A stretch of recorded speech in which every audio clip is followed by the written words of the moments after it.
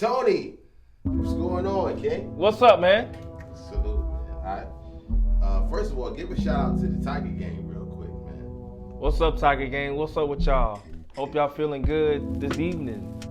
Coming through with another interview. Nah. You gotta give us though. You gotta give us the Tiger gang intro, man. You gotta do it, man. I'll do it. All right. What it is, Tiger Gang? Wow. Welcome to the Tiger Gang. Where it goes down, we don't clown around. So. Yeah, man. Man, glad to have you here, bro. Glad to have you here. Okay, so basically, this is the South Carolina map hat, map T-shirt. The acronyms, the mind of Tony's lives.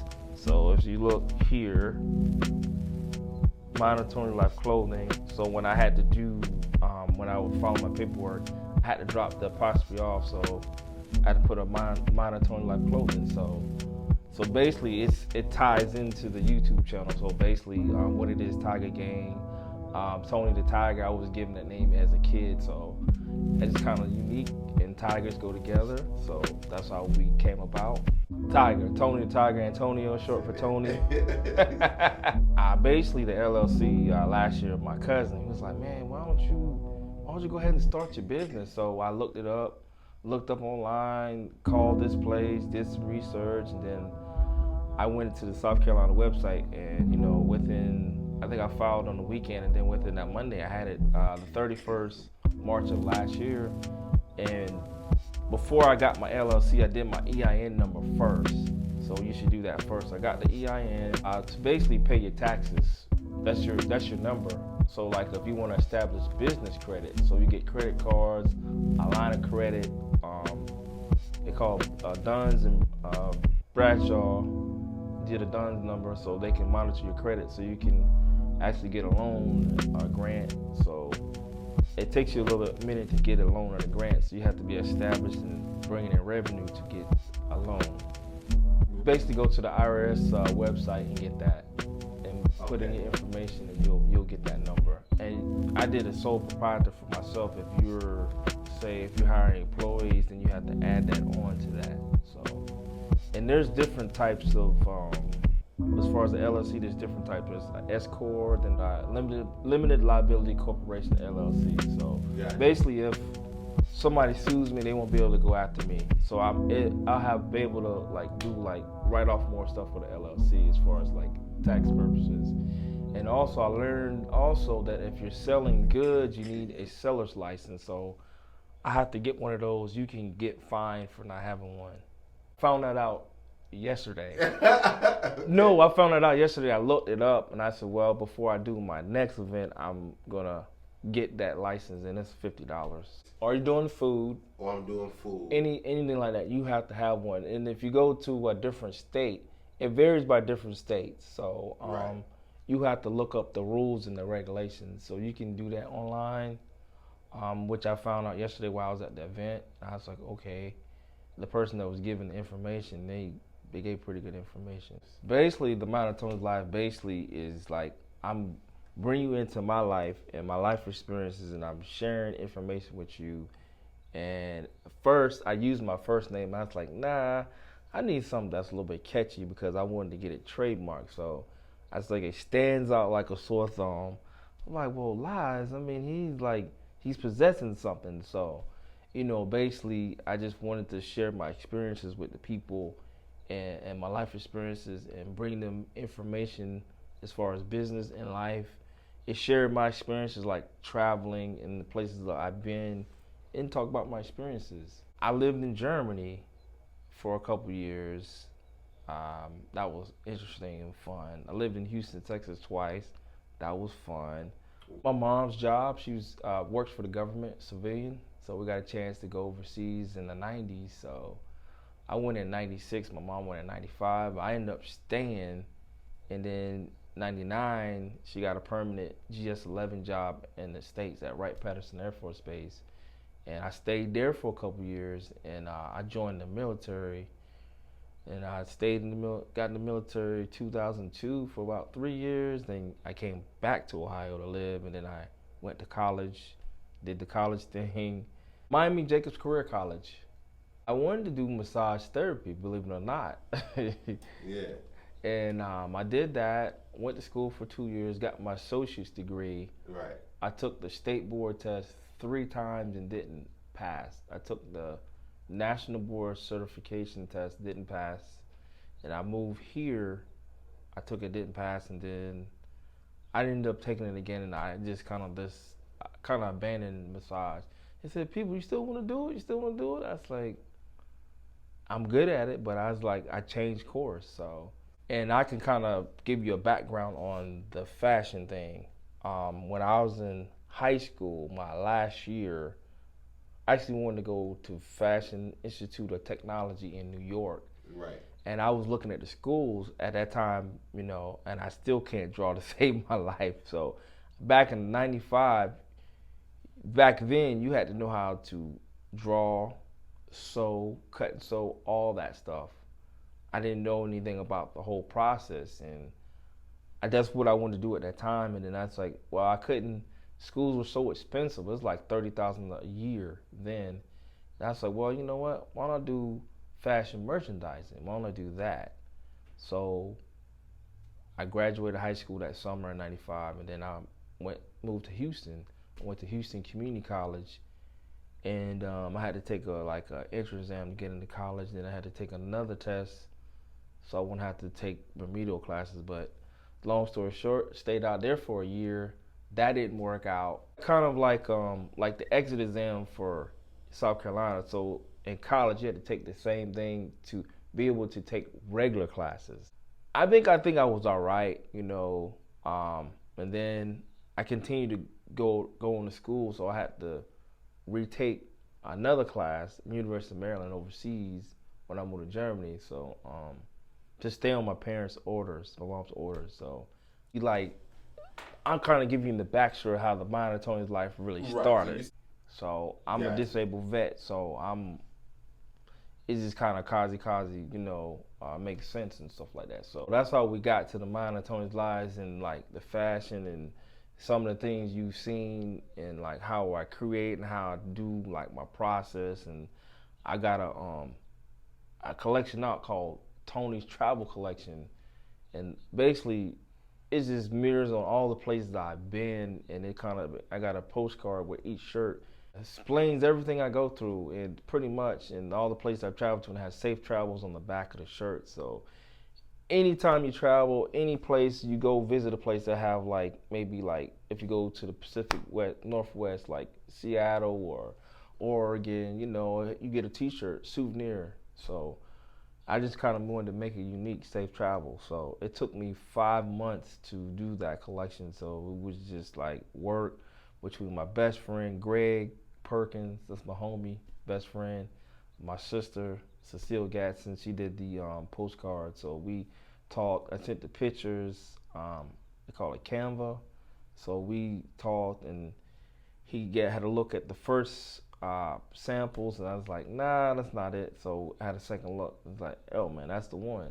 So I get feedback from people that help me out, stuff. So it's a process. I try not to rush anything out when I put any clothing out or anything like that. So yeah. I like to take my time, test it out, see if it's even gonna do well. Right. It was years in the making, man. So all the little pit stops that I did, I tried, these things. I actually went to school for radiology tech at Midlands Tech, and believe it or not, I was like, man, I want to start a YouTube channel. So 2019, and started a YouTube channel. I was like, well, I just want to do YouTube merch. Then I started thinking, I said, well, why don't I just start a clothing line? And then, I said, well, I had some logos made. I said, well, why don't I get a logo trademark? So it was like a process.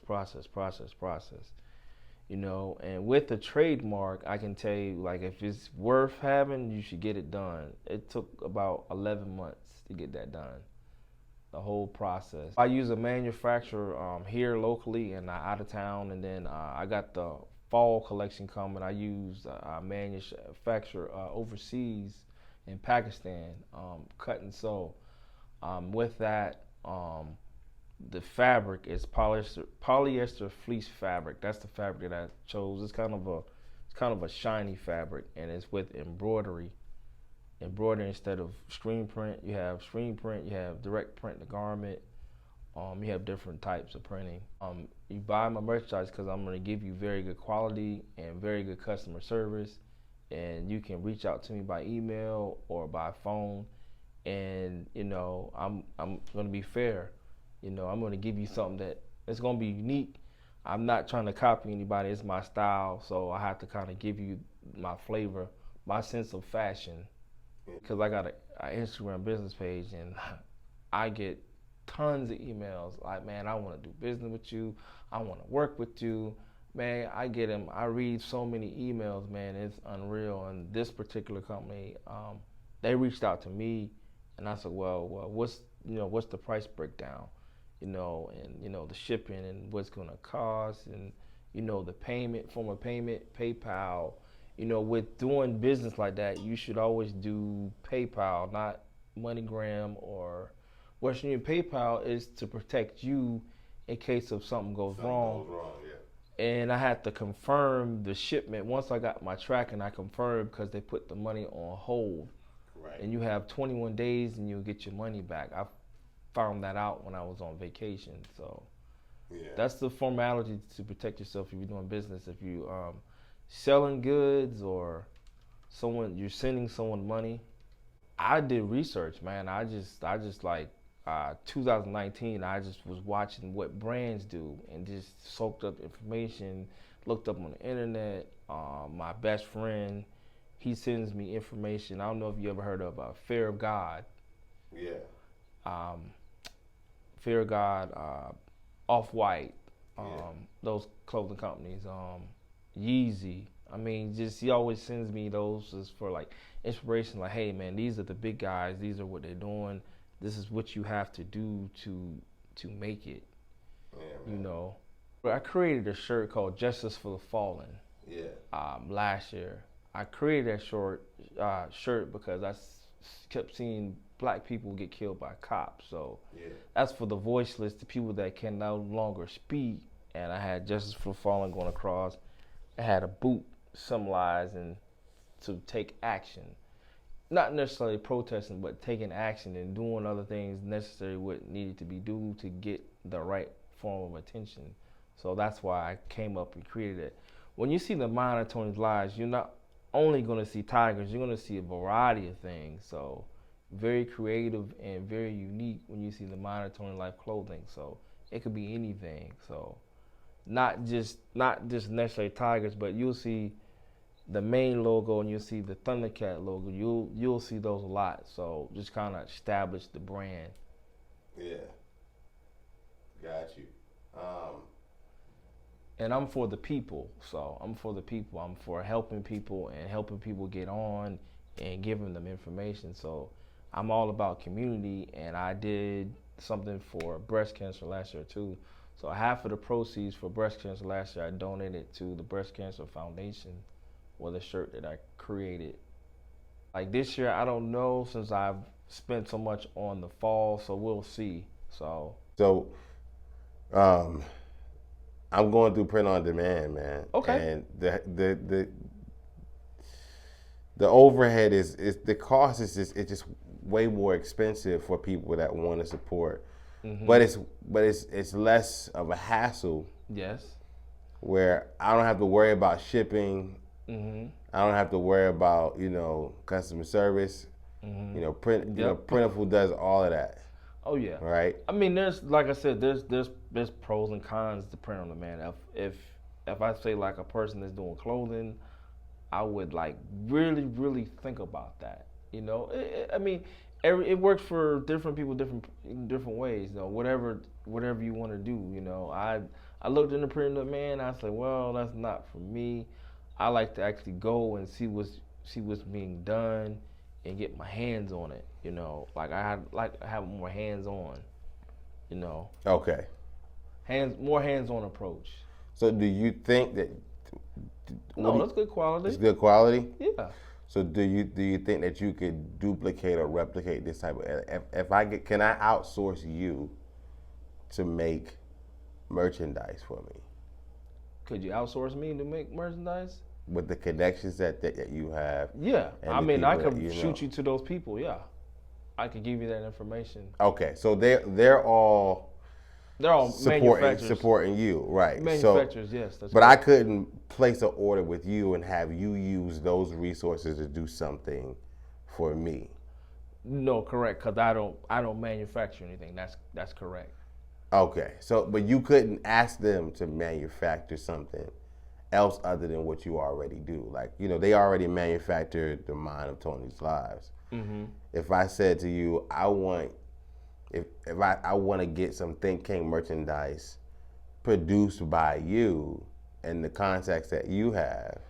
Oh, I mean that could happen. Yeah, I mean that you would have to pay me the money, or I could tell you what it's gonna cost you and stuff like that. I get a right, quote, yeah. But on that front, I would actually have the person rather deal with the business directly. You and that, you know what I'm saying? You and that person, right? Yes, that's correct. Got you. Because what does it cost for you to get a fall line or How much was it? Like, cause I had to pay the shipping because it's coming from overseas, so it was pretty hefty. So the whole collection was $1,300. That's 30 pieces. No, 60 pieces. 60 pieces. I got 30 hoodies and 30 sweatshirts, so 60 pieces. So what's the most amount of money you've made? I made maybe in a year. Last year I made about 1,800 last year. That's because I started half a year. Yeah. So I'm at about 800 right now. That's what I'm at right now for this year. So I've actually spent more money than you made. Yes, correct. Right, but I'm pretty sure you expected that coming into it. Yeah, I expected that. So I'm on the process of working on creating a business plan and a budget, and I know there is get small business association where you can get a mentor that kind of help you with some things and stuff like that. So got you, man. That's a lot of good value, man. What is it? The journey been like for you? For you to get to the place where you are right now, it took some time. It took a minute. So what's the journey been like? Just getting It's here, been man? rough, man. It's been really rough because I say this because I tried so many different things in my life. I was like, I thought I was going to be doing that, but I was like, no, it didn't work out that way. Yeah. I really thought I was going to be a massage therapist. I really did, man. I had like a goal. I had like a plan. I just like. It didn't pan out. Then the hospital thing with all the pandemic, and I started really thinking about it. I said, well, I got a regular full-time job, and I really started to think about it. I said, well, I have to quit, then I have to go work for someone else. I said, that's not my goal. My ultimate goal is to leave the job and work for myself full-time. So, what kind of work do you do right now? I do maintenance work for a school district in Columbia. Got you. How long you been doing that? 10 years, man. I never in my imagined year thought I'd be doing maintenance. Never. Never. I'm not a person that like to work with my hands. I'm okay. I'm pretty handy. I'm all right handy. Got you. Yeah, man. The goal is to make sure that we pursue our dreams and pursue our goals, and I think you're doing the right thing, man. You chasing after your dreams. When did you establish your relationship with Christ? I say Christ. I want to say like back in 2000. I got baptized when I was 24. Yeah. What's that journey been like for you? Man, it was rough. My mom was like, "Man, he's not coming to church. He's hanging out. Yeah, man." The event that I met you at, Dennis Norton Jr. invited me there, and you recorded my performance while you were out there. Yes. Do you know Dennis? Dennis watches my YouTube channel. Oh, okay. Yeah, he's like, man, because I gave him some merchandise. I think the last time I surprised him, it was he's like, man, I finally got to meet, Tiger Gang. I finally got to meet him, man. So I actually got ordained as a deacon at my church in 2019. So. Oh man, tell me about your church, man. Blackfoot Presbyterian, basically, we were meeting at Blythewood High School for like about 10 years, man. Really? So, yes, we got our own building over there by Langford. No, Brown Top Elementary over there. So, Got you. My dad was a deacon. That means a lot. What does that mean for you, just being ordained as a deacon? man, it's just basically serving the people, man. Like people's like, man, that's a big title. I said, not to me. I said, man, I've been doing it my whole life, man. I don't need a title to do and help people and listen to people and uplift people, encourage them and lead them on the right path and give them, good advice and tell them if they're doing wrong or call them out, or just say, hey, I love you, man. Just doing the right thing, being where you need to be, or uplifting, and I'm a firm believer in that. I'm not a pastor or nothing like that. I got my faults too. Yeah. I mean, you have a lot to be proud of, man. You went from taking remedial classes in school to being employed at an employer for over 10 years, being ordained as a deacon. Just all of these things that you're doing. You have your own clothing line and your own business. So it's a lot of growth and a lot of strides that you've taken in your life. What do you think?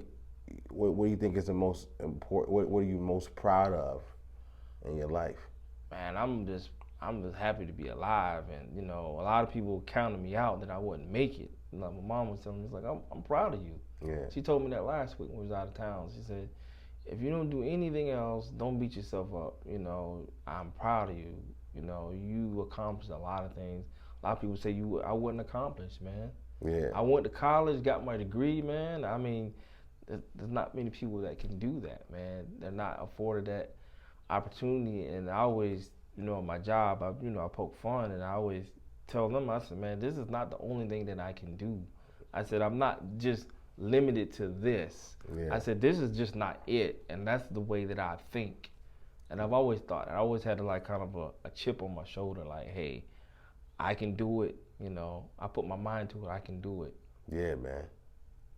I believe in that, man. I believe in that when you say that, man. I think I wanted to ask you, what do you do? I know dealing with school-age children and with the work that you do, how do you deal with people who try to put you down or try to attack you about, your personality and who you are? Man, sometimes I just like. Well, does that even happen to you? No, people will like to joke. And sometimes, I got PTSD, so I have to deal with people a little bit differently. So I have to okay, hold on. I have to think about it. I have to really think about it first, and then go through my progressions. Like, okay, it's good. I know they're joking, and I know people joke, and I deal with it. But not as far as being put down. No, people tell me stuff, and I'm kind of stubborn. Who's not stubborn? Yeah, right. You were in the military. How long did you serve? 3 years. I was a cook. I was a cook in the military. Mm-hmm. Got you. And then you were traveling the world as a cook in the military and ended up with PTSD? I was in the war. So even though I was in Iraq. It was basically stress, trauma. You don't have to get PTSD from being in the military. You can get it from say for instance, you see somebody die or someone get killed or something traumatic happens in your life. So I mean, mental health is important, like you were saying. Yeah, it's critically important. I think there's so many experiences that you could share about that, because there's so many people that might be watching this that have PTSD. What value can you add to help them? I mean, and I actually see a counselor on a regular, just once a month, to kind of check in to see how I'm doing and stuff like that. So it's okay to talk to professionals. I mean, if you need professional help. I actually had a best friend commit suicide back in '97. It was rural type. Yeah. He said, I didn't have no friends, and it just breaks my heart. I almost committed suicide back in 2017, but I didn't. But I got the help that I needed. Man, you almost committed suicide. I thought about it, yeah. I mean, what drives you to that point, man? What gets you there? Man, what got me there? Like I had a failed relationship. I had my grandmother passed away to 2016. My dad passed away in 2016, and I didn't give myself the time to grieve the deaths and everything compacted on that. And I didn't get a promotion at my job, and it was like, I mean, it was getting to be a little bit too much. So got prescribed some medication. Man, it was pretty bad. So I thought I was gonna have to check myself into the mental hospital. So it was pretty rough. That was about 4 years ago. How did you overcome that, man? Man, I met this girl. I wasn't eating. I met this chick that I've been dating for like 4 years, and just kind of helped me. And my counselor, seeing him and doing therapy, man, and just talking. I didn't talk to nobody for a while. No one knew, and I was like, I said, no, I don't ever want to get to that. So I'm just telling people, like, there are people that care about you to help you. Like, if you do see somebody with signs and withdrawal, isolation, like, call and check on your people, man. Yeah, man. Shout out to your girlfriend, man. Yeah. Shout her out, as a matter of Carmen. Carmen, that's her name. Nothing but a blessing, man. Man, that's the tremendous monumental task you had to get by 4 years ago to come out. Not everybody could say I was getting ready or thought about committing suicide, and I overcame. I was trying to figure out how to do it, but I just couldn't go through it, and I'm glad I didn't, man. People were like, man, we love you, man. We would miss you. I said we would miss you, man. So, I just learned a lot from that situation. I was like, hey, you know what? I have to like if something bothers me, don't wait. Just get it off my chest. Just like, hey, I don't like that. Or if somebody's doing something, just tell them like, hey, man, I don't like what you're doing, and just talk to them in a respectful way. And if they don't respect that, kind of don't deal with them anymore. But it's a little bit harder on the job. I had a situation on my job where a guy was bullying me, so that was rough. Are you a coworker? He was my supervisor. Your supervisor? Yes, my supervisor Was bullying you? Yes, pretty much hazing me. And pretty much like where I work at, it's at a school district, right? Yeah, you have bylaws. Yeah, bylaws. Every job has bylaws. Right. Corporation have bylaws. So in the bylaws, they don't tolerate hazing or bullying. You're out the door. Well, I mean, how? A good way to measure whether you're healed from something is your ability to talk about it, right? Yes. Are you able to talk about what type of treatment you got and how tell us about that, man. I can tell you like a little bit. Yeah. Basically, like, he would just try to say things to me, man, like talk about my family, just like I'm a threat to get rid of you. And he would always try to embarrass me in front of everybody, like curse me out, because I was in the military, and I try to get away from that, because people like that try to belittle me, man. And I was like, I told one of the guys, I said, look, man, I told my mom, I said, look, I said either gonna be me or him. He keep messing around, I'm gonna put him in the hospital, and it's not gonna be nice, it's not gonna be pretty. I said either I'm gonna quit this job or I'm gonna hurt him and put him in the hospital. And that's where I was headed. Right. That's where I was headed. He was always messing with me, man. Like any little thing, I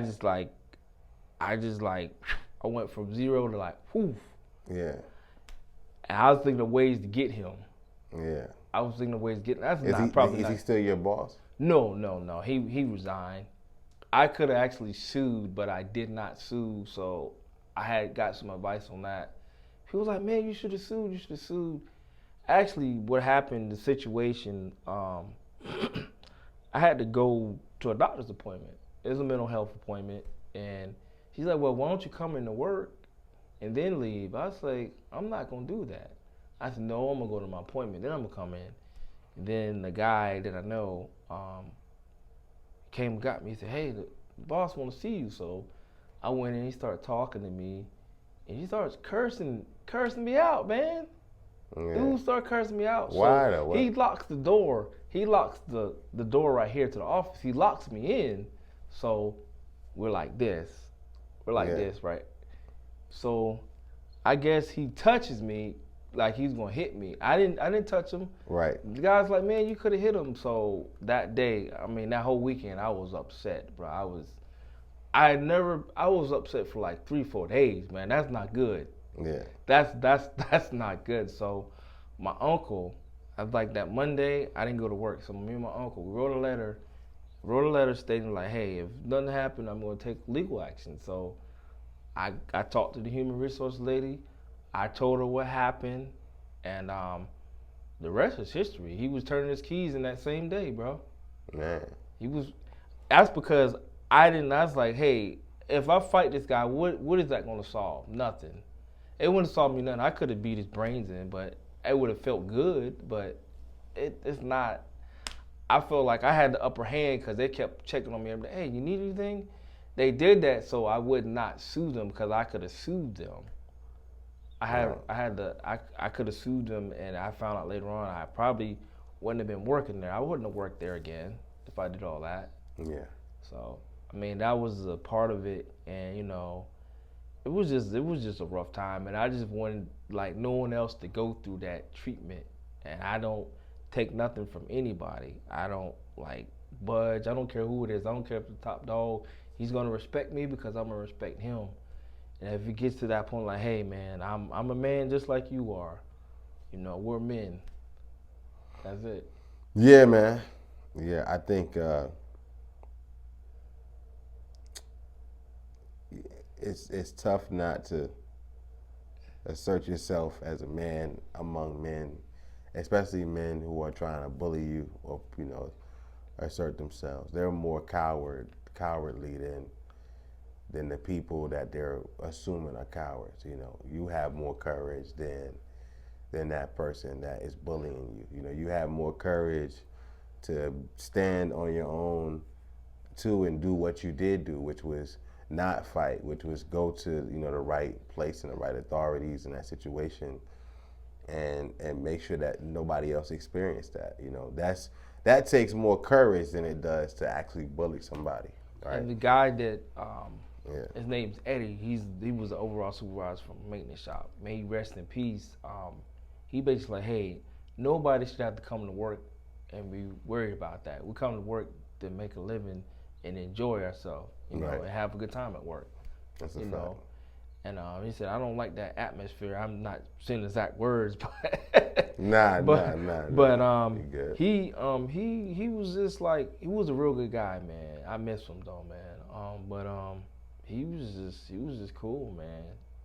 It was just like, I heard stories about him. And one of the guys I know was like, man, you don't want to talk to him. I said, bro, I don't want to see him, man. I said, I don't want to deal with him. It's not that how does the word like, I don't want to deal with anybody that tried to bully me. I don't even want to see them. I don't want to dap them up.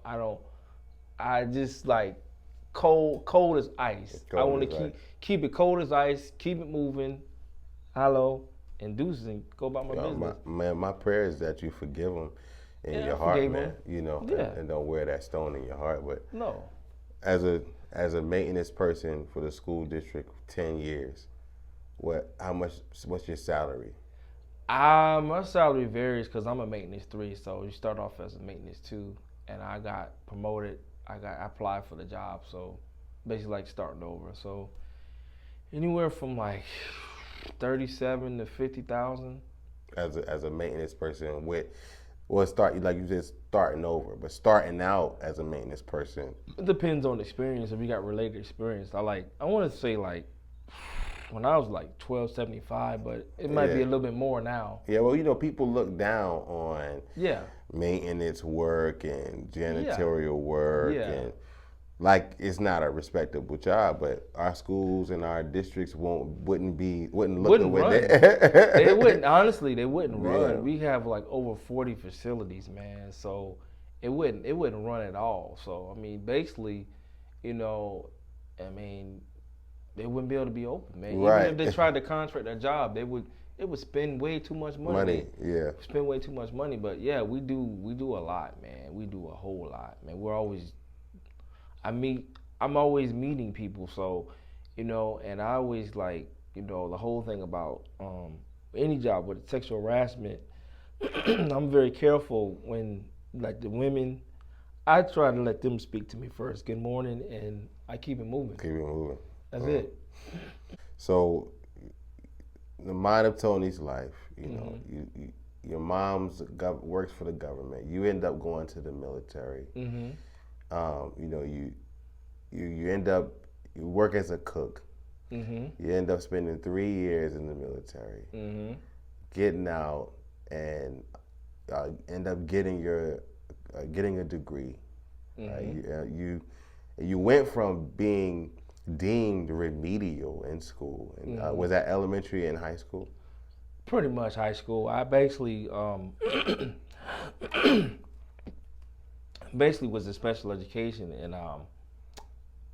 they call it And the slow I guess you could slow say, class. the slow class, right? Basically slow class. So I was in high school. So my teacher K Veach, that's her name. I shout her out, K Veach. Yeah. I really I'm thankful for that lady because she believed in me because I was smarter than all the other kids because I traveled and went a lot of places. Like I always talked to my mom. She was like, "Give him a chance." I was like, "I just want a chance to be in the regular classes." So what I did was I went to the resource classes, and it just helped me with my work. And I got my high school diploma. I had to graduate in high school in July of '95, but I did it. I got my diploma. Well, So if you would have graduated normally, when would you have graduated? what would I had? It would have been just like a No, what certificate. year? What year? Like you said, you did it. You graduated from high school in '95. Yeah, Had you not gone through the slow classes, I still would have graduated in '95. okay. So I thought you were saying that you stayed longer in high school because of that. No, I was taking regular classes. I was taking some regular classes, so I had to jump. So Right. I mean, just imagine staying in one class all day long? No. in high school. Just imagine this Psychologically. psychological thing, man. Just think about it. I couldn't.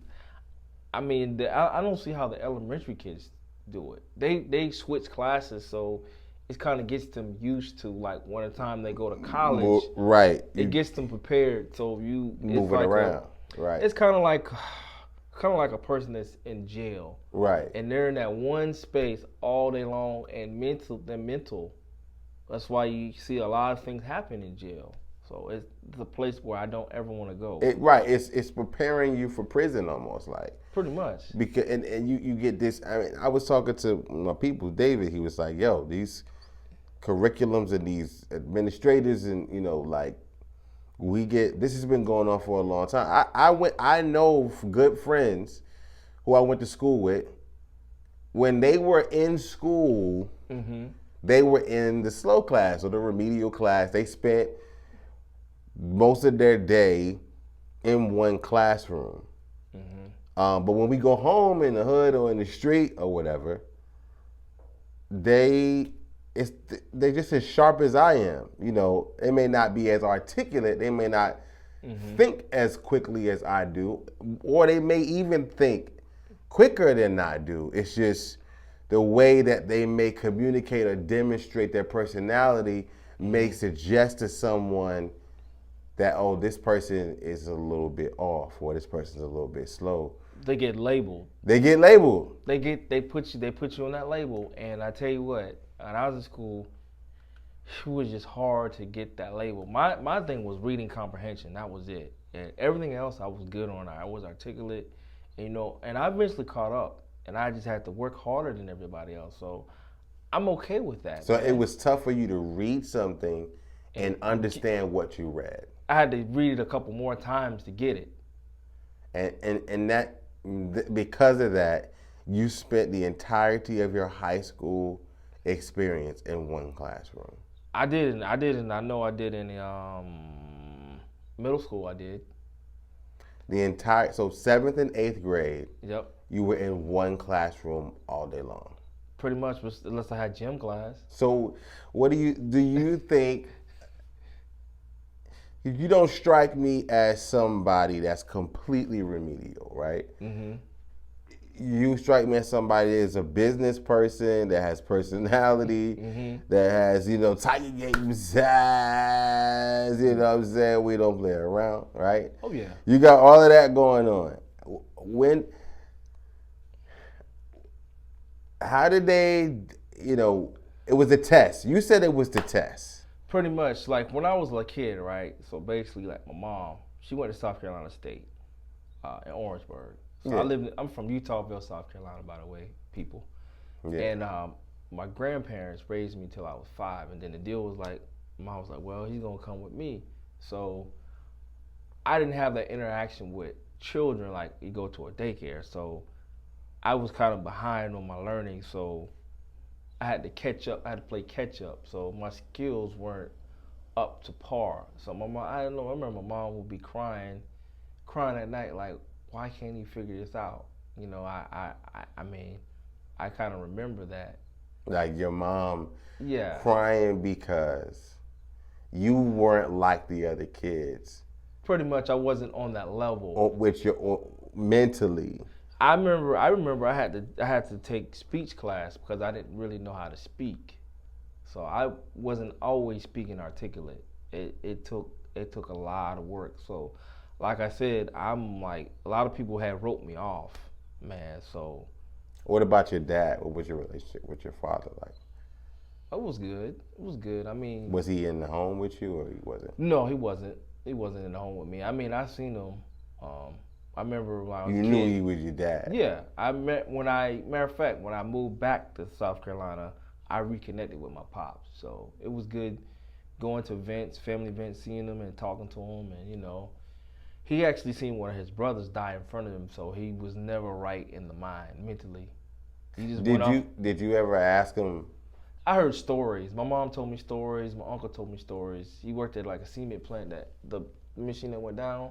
Yeah. So he had his brother. He had to let go, or he would have died. So his brother died, man. So it was very traumatic. Back in the '70s, they didn't have the mental health things that they have now. So, they gave him these medicines that just kind of burnt his mind out, man. His mind was like a vegetable. I mean. So you weren't even as a child able to really connect with your father, but your mother and your father were able to connect long enough for you to come along, right? Yeah, that's right. At some point, there was a family unit between them, Yeah. or was it really just a? My relatives, and I'm matter of fact, I'm still tight with them, the Johnson family. So I'm still real tight with them. I talk to one of my cousins every morning. She's Johnson, so. I mean, he did what he could, and I'm grateful for that. I'm grateful for him. I miss him. He's a piece of me. So Yeah, you're a piece of him. Yeah. I mean, you think that the mental issues that he had played a part on the mental issues that you experienced as a child? Possibility. I'm quite sure. I mean, I think it was just different. Like, if I was more around adults. So like, if I was around more kids, like I would have probably got that experience. But I just had to work harder than everybody else, and that's fine. And this is where I'm at, and I'm improving every day. That's good, man. Give me some, man. God, Yes. That's it, man. This is where I'm at, and I'm improving every day, man. Listen, man. I'm so glad to hear you say that, bro. You don't know what that does for me. You know what I'm saying? This is where I'm at. This is where I'm at. I'm not perfect, but Right. I'm improving every day. There's some things that I need to work on, that I need to spend more time in. I listen to people all day long. They can call me up and like, hey man, I got this going on. I listen to them. I may not want to, but you know what? Hey, I'd rather them do that than do something bad or do anything. Hey, even if I'm tired, I still talk to them. That's just who I am. Yeah. Or if you need something, or you need some money, or you need advice, or if I can do it, I can help you out. Everything is not about monetary gain. Sometimes people just want to talk to you. That's it. Yeah, man. Do you think that how how early do you remember feeling like something's wrong with me? Or I'm Oh, different from everybody else. I mean, like as a child, Like just think back as far as you possibly can over your life. And I want to say when I was a kid. I probably say when I was coming up, I was just like, I just didn't take no crap from nobody, man. There was a kid. I was going to school in Utahville. There was a kid. He kept picking on me. So picking on. I got tired of it. I stabbed him with a pencil, and I had no more problems. I didn't want to do that, but that's the recourse. Someone's always had to like prove something to me. like And what grade was that you that stabbed the was kid? younger. I was like maybe like 5 or 6, man. I was like little kid. So even back to 6 years old, you knew that you were peculiar. Yeah, I was peculiar. I was a peculiar, and I had another situation when I went to Creighton Middle School. I lived in Hampton Hills, and this kid, I think his name was DJ, and my mom used to, you know how mothers are. I used to sit in the car because it was cold. So I remember them days. So he was making fun of me. Ah, man, you sit in the car with your mama, and he was talking junk. And one day, we got off the bus, and I fought him. And I just got tired of, I put him in the headlock. I just started punching him and stuff like that. And one of the girls was like, "Oh, he beat you up?" I said, "No." As the only hit he got me, he hit me in my nose. My nose bleed. Look at his eye. He had a whole black eye like around. Then Tony, that's the last time. That's the last time I got in a fight. That was as 14, 13, 14, and I never fought as a grown adult. Never. I've been close to getting in fights, but I never fought anybody. So I'm actually proud of that, man. yeah, I'm proud of that too, man. Give it up for that, man. You never fought a person or a man, anybody as an adult. How old are you, Tony? I'll be 45 next month on the 12th. I'm 44. Look at that, man. That's dope, man. Uh, so you born in what, 77? 76. 76. Bicentennial, man. Bicentennial. So what's bicentennial for the people that don't know? Somebody was telling me, I'm not really sure what it is. I think it's every 100 years. I want to say. I think I'm not for certain though. Yeah. I was at one of the schools. Dude was like 76 bicentennial. He was an old school cat. Yeah. He was telling me, but yeah, man. I just live life and like try to travel, man, and enjoy myself. I'm actually going to one of my military buddies' weddings um, in June in Indianapolis. Yeah. So I'm always on the move, man. I don't stay put. Yeah, man. Would you? Uh, you said you got. Well, how did you get disabled? I got it from like PTSD, IBS. Just from you saw. Serving like my conditions and stuff like that. Like I had to do like an evaluation. I had to keep the process how it works. I had to keep going to appointments. I had to have it in my military record on what the sick call, so all that stuff Right. to get rated and stuff like that. So it's a whole process, man. They just don't give it to you. You have to fight for it. Yeah. So did you see something? Did something happen? Oh, we got attacked, man. We got attacked. We had mortars coming in, and they were coming down. Boom, boom, boom, getting closer and closer. So we running, just like thinking, heart pumping, like, hey, man, we might get hit. Just like that whole like wake up in the middle of the night or just jump, or just watching everything, it's weird. Some people hear a loud noise and they shell shock. They jump down, they jump under the bed, or they can't really do fireworks. Oh man, fireworks just ain't it. I mean, I'm okay. I mean, or just like I don't really like nobody behind me, or it's yeah, man, it's weird. What would you say was your bad moment in the military that you I think that was like the bad moment, seeing that happen. just Like, thinking of that, you being that close to death, like you yeah, could have died. I could have died. I There was mean, people that was there that you were with that died.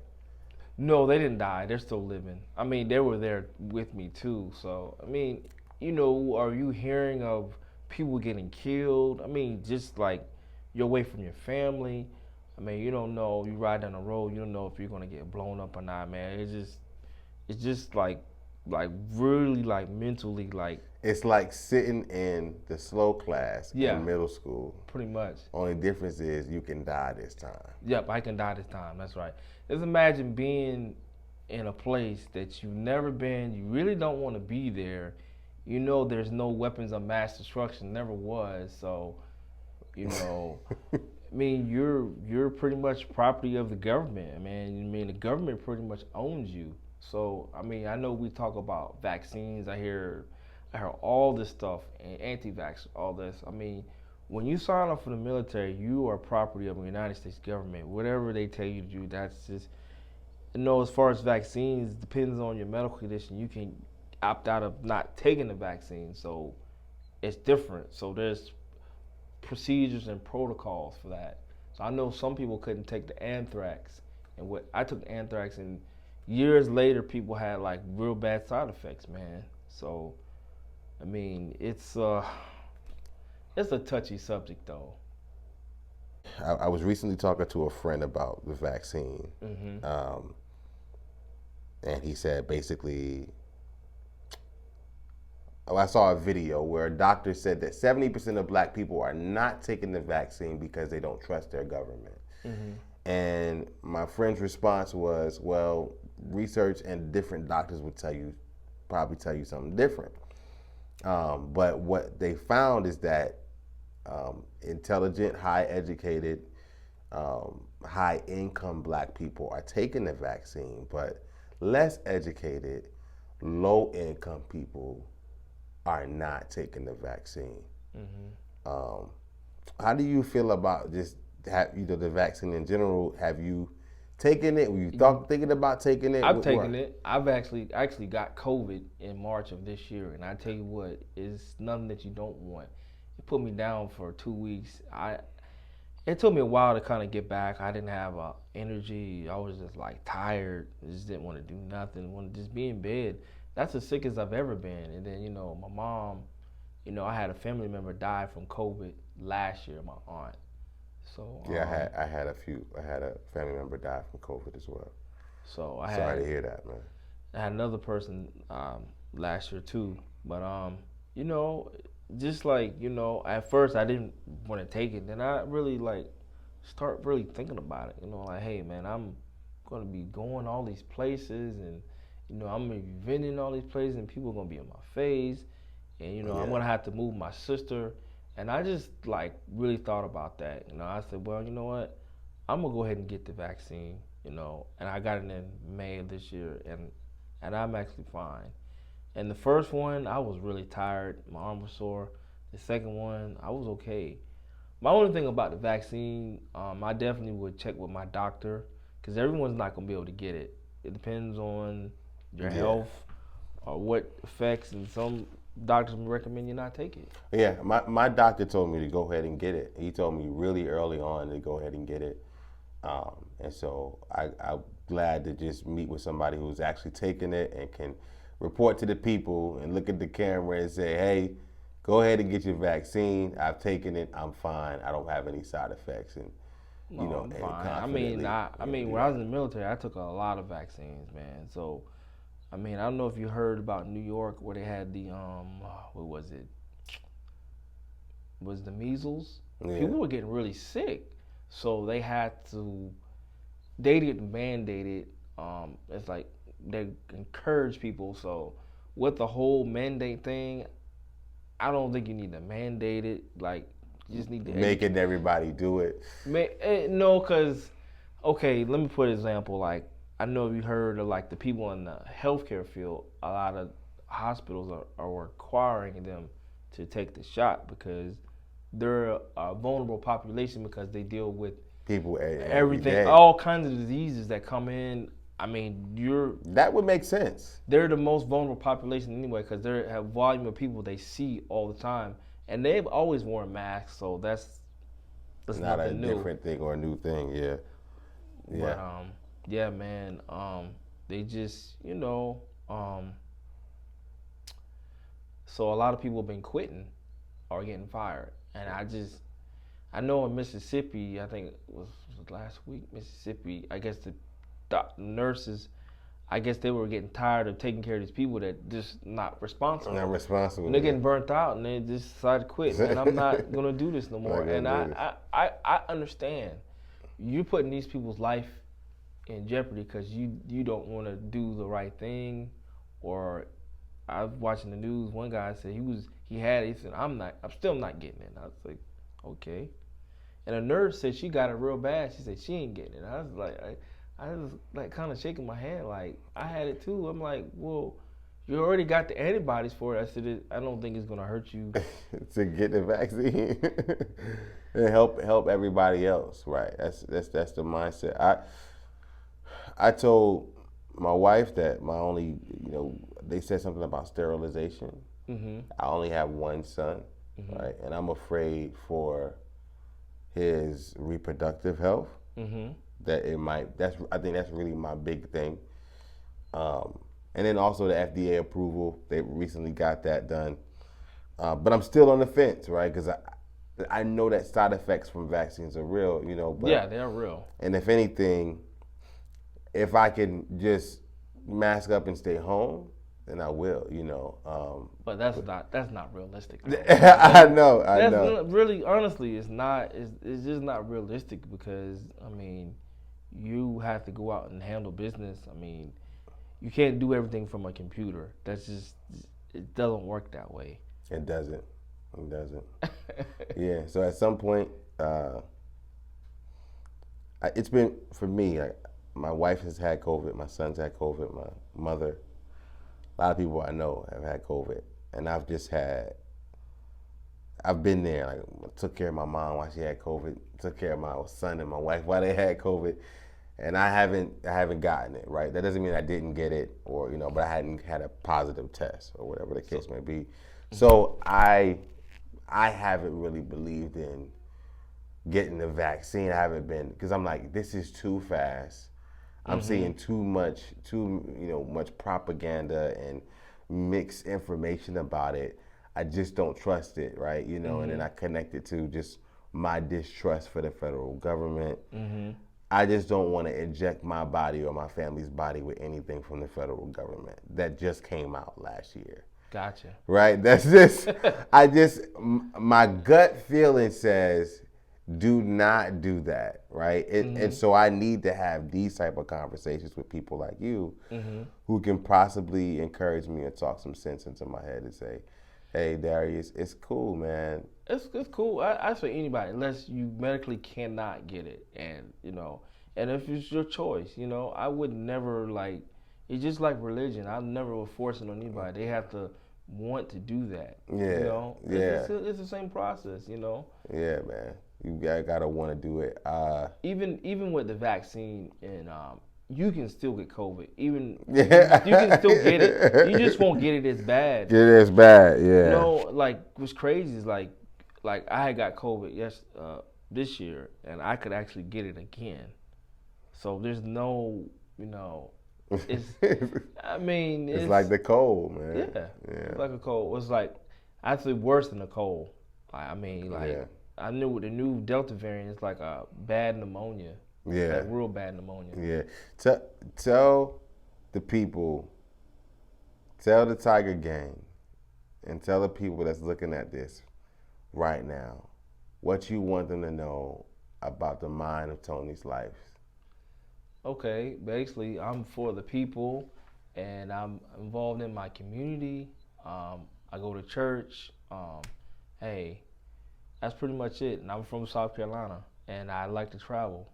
I like to go places, and link up, and shop at the website, mine at Tony Life Clothing LLC .bigcartel.com. That's my website. Buy my clothes. And mine, Tony Life Clothing LLC, is my Instagram business page. And my Facebook is Antonio D Bryant. So you can find me at all those places right there. No doubt, man. Tony, salute, King. All right, Tiger Gang. Rah! I'm out. Stinking. So I ain't tell ya. Go ahead and focus and meditate on this greatness. If you don't hear the glory, you probably still stuck in the matrix. He said this is for me. Living revelation on your playlist. Since everybody A-listed, we probably need to pray this. The kingdom is coming. Better yet, the kingdom is here, and we the proof of purchase. And I'm not a part of no circus. We two different churches.